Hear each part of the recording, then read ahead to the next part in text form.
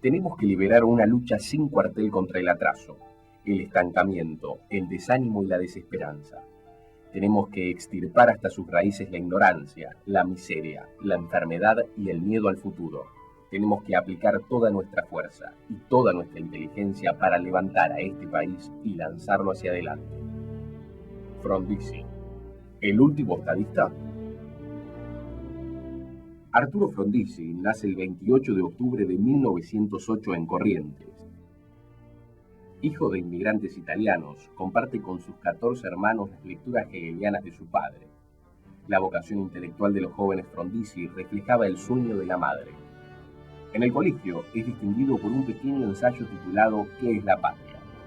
El hombre de convicciones aparece en 1931, cuando se niega en una carta pública a recibir el diploma de honor de la Facultad de Derecho de manos del presidente José Félix Uriburu.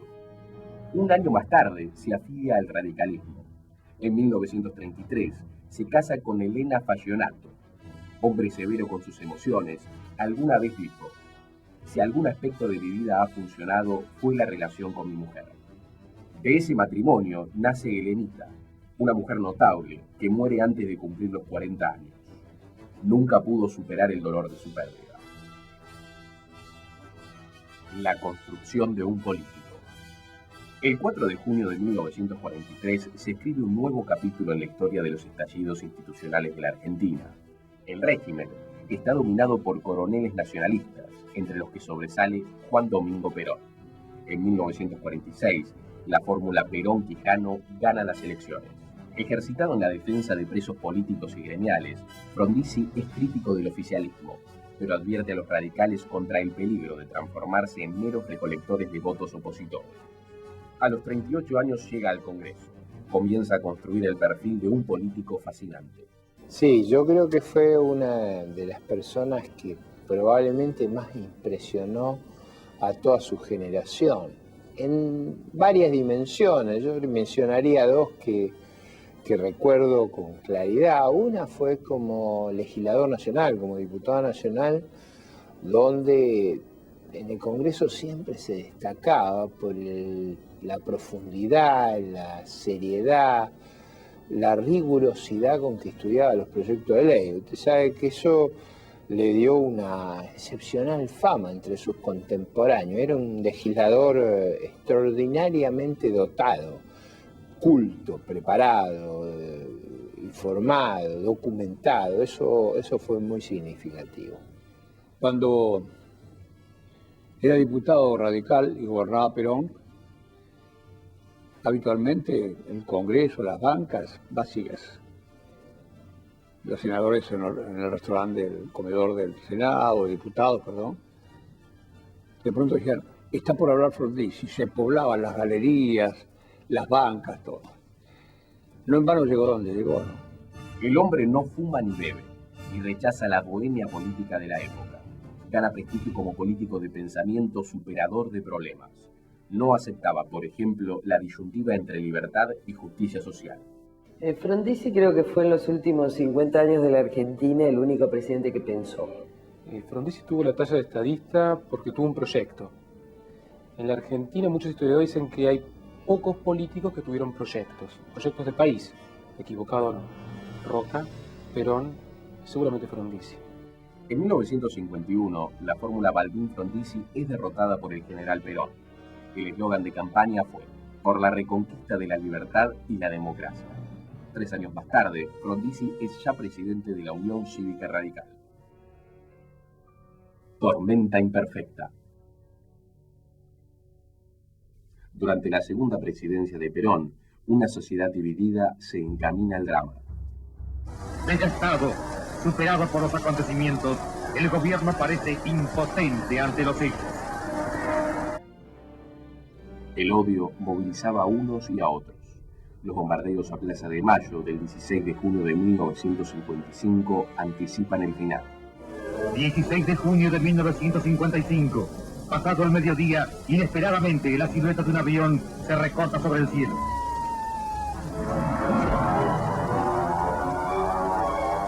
La primera bomba sobre la Casa de Gobierno.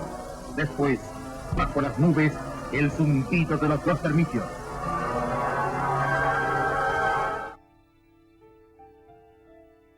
El gobierno es derrocado en septiembre. La Revolución Libertadora se propone desperonizar al país. El breve periodo de pacificación que se había ensayado cesa bruscamente.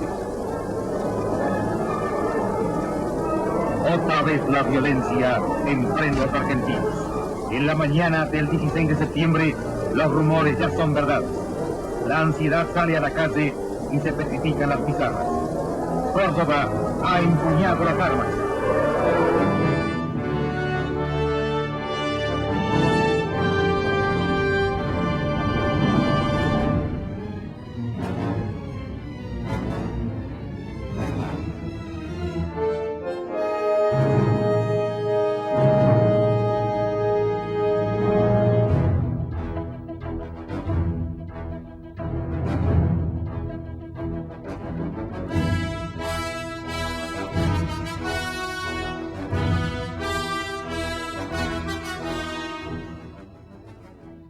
A pesar de haber sido opositor, Frondizi piensa más en la reconstrucción que en el castigo. Prácticamente quisieron borrar de la faz de la tierra todo lo que se refiriera a Perón. Hubo una persecución contra el peronismo durante la época de la Revolución Libertadora. La corriente frondicista es imparable. Se fractura el radicalismo y se funda en la Unión Cívica Intransigente. La revolución llama a elecciones. En un acto de audacia política, Arturo Frondizi hace un acuerdo con Perón. Rotunda y frágil victoria. En 1958, la fórmula intransigente de Frondizi y Gómez logra el 44,8% de los votos y los radicales del pueblo el 28%. A los 49 años, este político admirado por los intelectuales y votado por los obreros asume la presidencia de la nación. Le esperaban 1000 batallas: el petróleo, la enseñanza libre, la reconciliación nacional. La Argentina era un país de la discordia, del rencor, del odio y sobre todo de la decadencia. Y bien llega Frondizi al poder, traiciona, entre comillas, ese proyecto del viejo tronco nacionalista, en lo que Frondizi va a definir como un nacionalismo de fines, aun cuando tenga que utilizar medios, como es el capital multinacional, para lograrlo. Su discurso inaugural de 1958 sigue vigente en la Argentina del siglo XXI. Recibimos y valoramos todo el pasado, con su grandeza y debilidad, pero ese pasado queda a nuestras espaldas. El establecimiento de un orden jurídico y de una justicia independiente que proteja al ciudadano contra los excesos del poder administrador son condiciones indispensables para el progreso económico. La transformación. Actúa en todos los frentes. Su vocación de cambio, en medio de las acechanzas permanentes, asombra. Era un presidente de una dimensión extraordinaria por su versación, por su cultura, por su, si usted quiere, la ambición de transformación del país, más allá de si alguna medida, alguna iniciativa, alguna política fue acertada o desacertada. El núcleo del argumento era la inmensidad del programa que le planteaba al país. Frondizi propone un país en lo que se llama integración y desarrollo. Un país que tenía como precondición para el desarrollo la integración. La integración tenía 3 variables o 3 frentes. Primero, la integración entre capital y trabajo. Para Frondizi, empresarios y movimiento obrero organizado eran parte de un proyecto de desarrollo nacional. La integración, en segundo término, implicaba la integración regional de la Argentina. Y tercero, la integración con América Latina. Él fue un estadista porque supo comprender en qué consistían los problemas, estableció su jerarquía entre los problemas, la que le correspondía a él, no la que no le correspondía a él ni al Estado, y en tercer término le imprimió a su gestión un ritmo verdaderamente frenético. No se conformaba con continuar por inercia la vieja versión agropecuarista de la economía argentina.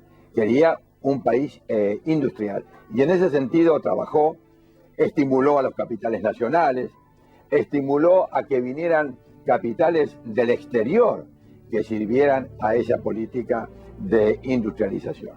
Tenía una formación intelectual que le permitía no ser rehén de los intelectuales de turno, es decir, sabía de qué se trataba en educación, sabía de qué se trataba en economía, sabía lo que era la política internacional.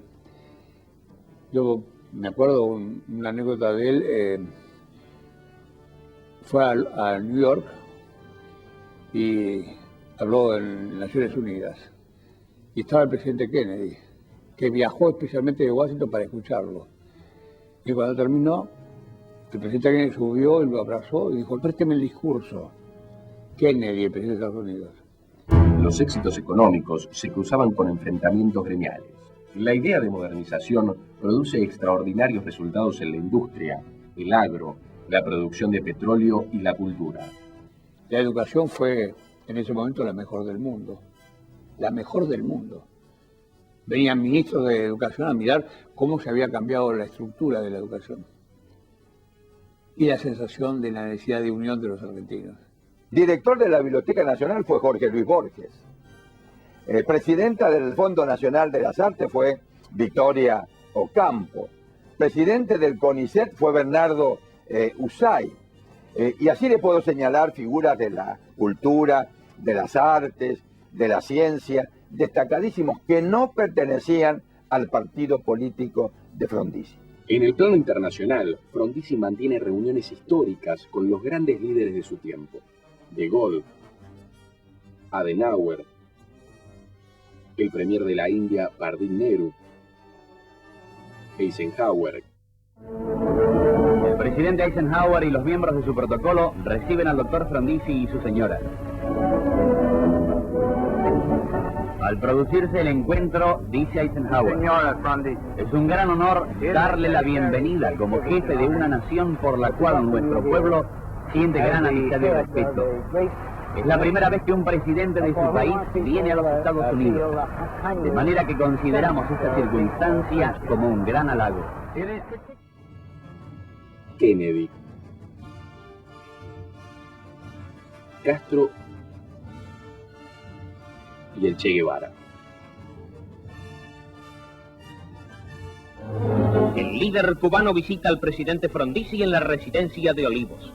La oportunidad se reafirma en los estrechos vínculos que nos unen con el país del Caribe. La Argentina incorporada al mundo formaba parte de su proyecto nacional. Nunca, que yo recuerde, un presidente argentino fue tratado con esa consideración y respeto. Esa consideración y respeto tenía mucho que ver con lo que era esa visión racional de las opciones y los límites que enfrentábamos. Sin duda, Frondizi fue un estadista. Así lo consideraba Kennedy de Estados Unidos, así lo consideraba Charles de Gaulle desde Francia o Adenauer desde Alemania. La consideración que le brindó el Papa Juan XXIII fue más allá que la dimensión de un político más o un presidente más de Latinoamérica, un estadista que se destacaba en América Latina. Matar al ruiseñor. Más de 30 conflictos militares y una clase dirigente autoritaria y mezquina, incapaz de comprender el proceso de cambio, lo acorralan. Frondizi cede, pacta y sigue. Y el gran déficit de Frondizi por el cual termina pactando, influenciado, presionado por las Fuerzas Armadas, por el peronismo disidente, por la propia Unión Cívica Radical del Pueblo, es no tener tiempo. El proyecto de Frondizi demandaba, como un proyecto a mediano y largo plazo, tiempo. Y el insumo que Frondizi no tuvo nunca fue el tiempo. La Unión Cívica Radical fue profundamente opositora. El Partido Comunista también fue opositor. Se oponían ambos al ingreso de capitales extranjeros para extraer el petróleo o para desarrollar industrias nuevas. Frondizi creía que la estructura socioeconómica de la Argentina generaba profundos enfrentamientos. Entonces él creía que había que reformar la estructura económico-social de la Argentina, lo cual obviamente afectaba no solamente intereses desde el punto de vista económico, el factor económico es importante, pero no el único, sino también muchos intereses ideológicos. Yo creo que sobre todo fue la enorme liviandad y frivolidad con que se analizaban los problemas institucionales del país. Siempre me acuerdo el comentario de un intelectual de la época que narraba los episodios y decía: yo no había sido frondicista hasta que descubrí los que lo querían sacar. La Argentina prepara otro capítulo de su vocación suicida. Las susceptibilidades que provoca su relación diplomática con Cuba y el triunfo peronista en las elecciones apresuran el final. La mediocridad le gana al talento. Las raíces del odio siguen intactas. Resiste, pero es derrocado en junio de 1962. La caída de Frondizi responde a ese contexto de un proyecto en un momento equivocado. Tenemos que acordarnos que Frondizi propone un modelo que implica participación del capital internacional para financiar un proyecto nacional. Eso ya es bastante complejo. Plantear un proyecto nacional con la concurrencia de un capital multinacional porque Argentina no tiene financiamiento. Le pedí una entrevista, me la recibió en la Casa de Gobierno, en el despacho presidencial, cuando me estaba justamente contestando unas preguntas, se abren las puertas y entran los 3 comandantes en jefe de las Fuerzas Armadas: el de la Aeronáutica, el Ejército y el de la Marina. Doctor, dice, no estamos dispuestos a tolerar su política económica sobre el petróleo, y menos que le dé paso al peronismo para poder volver a votar. Yo me voy a retirar porque el momento para mí era, digo, me permite, presidente, ¿qué es ese? Los miró y les dijo: ¿a alguno de ustedes lo eligió el pueblo argentino para ser presidente? Yo para, no, señor, yo soy el presidente, ¿se pueden retirar? Frondizi tiene algo de oportunidad perdida. Quizás porque estaba todo el contexto internacional para que Argentina diera el salto al desarrollo.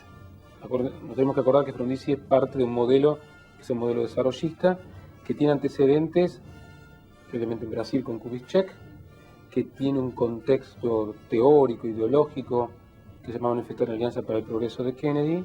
En la Iglesia también, Juan XXIII en la Mater Magista habla del desarrollo, luego Pablo VI va a hablar en la Populorum Progressio del desarrollo como oportunidad. La oportunidad perdida. Para sus enemigos contemporáneos fue maquiavélico, comunista, entreguista y pro-yanqui. Desde la perspectiva histórica, Arturo Frondizi representa la tragedia de un proyecto de desarrollo nacional trunco. Palpalá, Salta. Los Altos Hornos Zapla constituyen un jalón decisivo en el proceso de nuestra industrialización. El primer magistrado, doctor Frondizi, visita el centro siderúrgico donde se producen 40.000 toneladas anuales de arrabio. Luego el presidente aprecia en la maquette las perspectivas de las ampliaciones proyectadas.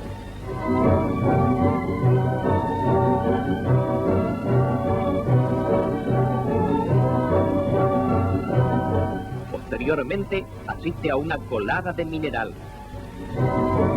La obra iniciada por el general Sabio constituye una unidad de piloto para experiencia y capacitación. Los desafíos que en 1958 planteó a la nación siguen hoy vigentes. Pero él hablaba del nacionalismo de fines, no del nacionalismo de medios. En Argentina había en ese momento un enorme énfasis en el nacionalismo de medios y se subestimaba el nacionalismo de fines. Eso Frondizi lo tenía muy claro. El nacionalismo verdadero es el que asegura la prosperidad del país, su autonomía, su crecimiento. No es el que impide usar recursos donde estén para subir la capacidad productiva de la nación. Yo rescataría hoy el sentido de que hay que cumplir la ley. Yo lo rescataría. Frondizi en ese aspecto fue persistente. Y yo creo que eso hoy también se necesita. Desafortunadamente, muchas de las divisiones del pasado, de los antagonismos, de los odios, siguen todavía vigentes. Y esto es gravísimo para la Argentina. El historiador Félix Luna ha dicho que Frondizi proveyó al país de ojos más escrutadores, ojos que iban a lo esencial, a la trama compleja de una sociedad que dejaba jirones en las falsas divisiones, en su negación de la modernidad.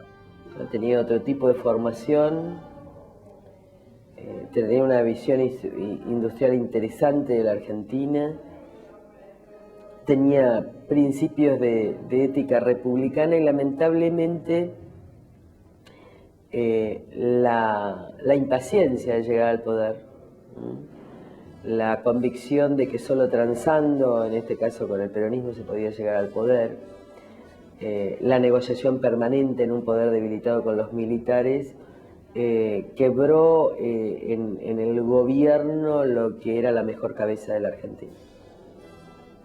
Y además quebró a una generación brillante que además de ser brillante creía en él. Los elementos positivos de Frondizi, del pensamiento de Frondizi, es la posibilidad de que Argentina tiene que romper con un fatalismo de no poder ponerse de pie nunca, de romper el círculo vicioso del subdesarrollo. Y en ese punto el sueño de Frondizi es una asignatura pendiente. Era un hombre sin odios, ¿no? Empezó a contar cómo veía el futuro del país, no habló de ninguno de los que lo metieron preso, no habló de nadie mal. En un momento dado digo, pero doctor, cuando usted estaba en el gobierno le decían de todo, y él dijo, pero no tengo tiempo para contestar, estoy gobernando. La Argentina sigue manteniendo una incapacidad de un proyecto, de pensar políticas de Estado, en términos de consenso, en términos de acuerdo, en términos de proyectos compartidos. En sus últimos años, transita su vida en un pequeño departamento de la calle Beruti, cargado de recuerdos, entre libros, en medio de una austeridad conmovedora. El intelectual del pueblo, como lo define Arturo Jauretche, muere el 18 de abril de 1995. El hombre que tuvo razón antes de tiempo, el último estadista. El ideal americano de democracia, justicia y libertad ha sido fecundo porque se basa en una concepción espiritual del hombre.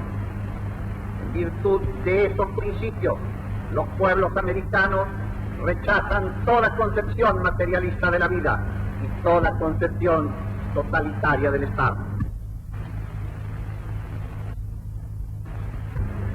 América Latina deberá dejar de ser productora exclusiva de materias primas. Deberá alzar su propia industria pesada, su industria petroquímica y sus fábricas de químicos. Deberá construir centrales hidroeléctricas y reactores nucleares. Tendrá que mecanizar y electrificar las explotaciones rurales para multiplicar la producción y elevar el nivel de vida de la familia campesina. Deberá realizar en suma el mismo proceso de expansión y complementación económica interna que condujo a los Estados Unidos a su portentoso grado de desarrollo. La Argentina ha subrayado por intermedio del presidente Frondizi el afán de su pueblo de vivir en un plano de dignidad y de igualdad con todos los pueblos de América.